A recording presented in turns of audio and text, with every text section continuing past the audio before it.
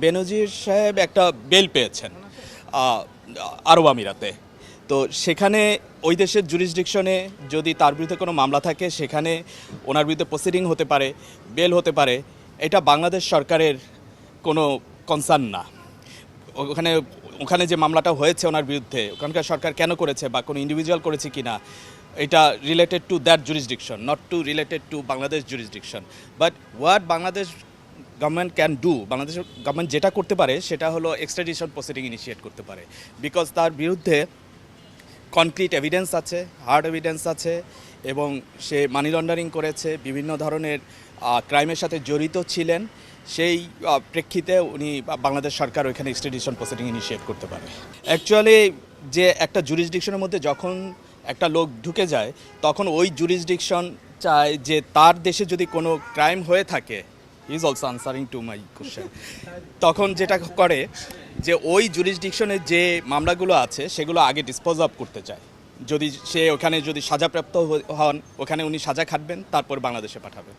What ever be the circumstances, Bangladesh government has to persist their procedure. এখানে এক্সট্রাডিশনের জন্য তাকে চেষ্টা করতে হবে বাংলাদেশ সরকারকে। এবং আরেকটা জিনিস স্মরণ রাখতে হবে এবং চেষ্টা করতে হবে যাতে উনি ওইখানকার প্রসিডিংয়ে ইনিশিয়েট হলেও উনি যেন ওই জুরিসডিকশন থেকে অন্য কোনো জুরিসডিকশনে না চলে যেতে পারে। বিকজ একবার যদি উনি ওই জুরিসডিকশন থেকে আরেকটা জুরিসডিকশনে চলে যায়, তখন লিগাল কমপ্লিকেশনস দেখা দিবে। তখন আবার সেই জুরিসডিকশনে বাংলাদেশ সরকারকে প্রসিডিং ইনিশিয়েট করতে হবে। So Bangladesh government can approach to that court so that he can't leave the jurisdiction of that country, যদি ওইখানে কোনো ক্রিমিনাল প্রসিডিং তার বিরুদ্ধে থাকে। কিন্তু যদি কোনো ক্রিমিনাল প্রসিডিং না থাকে, সেই ক্ষেত্রে Bangladesh government can bring him back through extradition proceeding. AKS অর্জন করলো গিনেস ওয়ার্ল্ড রেকর্ডস।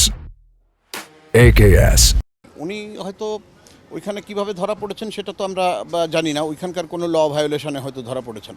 তো সেটা তো ওই দেশের আইন অনুসারে উনি জামিন পেতে পারেন, সেটা ওই জায়গার আইনের বিষয়। কিন্তু আমাদের দিক থেকে, বাংলাদেশের দিক থেকে যে বিষয় সেটা হলো যে এই ধরনের কোনো ব্যক্তিকে যদি দেশে ফেরত আনতে হয়, তাহলে উনি যে রাষ্ট্রে আছেন সেই রাষ্ট্রে বাংলাদেশের বিচারের যে সকল তথ্য উপাত্ত এগুলো ওখানে ওই রাষ্ট্রের পররাষ্ট্র মন্ত্রণালয়ের মাধ্যমে ওদের যে বিচার মন্ত্রণালয় ওখানে জমা দেওয়া, এবং সেই জমা দেওয়ার পরে তারা বিবেচনা করে দুভাবে এই এক্সট্রাডিশন হতে পারে। একটা হলো ওনাদের সাথে যদি আমাদের কোনো এক্সট্রাডিশন চুক্তি থাকে, তাহলে সেই চুক্তির আওতায় তারা এক্সট্রাডিশন করতে পারেন, অথবা টেম্পোরারি একটা ইস্যুতেও এক্সট্রাডিশন হতে পারে। সেক্ষেত্রে দুই রাষ্ট্রের ফরেন মিনিস্ট্রির মধ্যে যদি কোনো টেম্পোরারি চুক্তি অথবা কোনো MOU বা এরকম কিছু যদি স্বাক্ষর হয়, তাহলে আলটিমেটলি তারা হয়তো কোনো পার্টিকুলার আসামিকেও হ্যান্ডওভার করতে পারে। এর আগে আপনার দুবাই থেকে বাংলাদেশে আসামি হ্যান্ডওভার করার নজির আছে, এবং ইন্ডিয়া বা এই ধরনের বেশ কিছু রাষ্ট্রের সাথে বাংলাদেশের আপনার এক্সট্রাডিশন চুক্তিও আছে।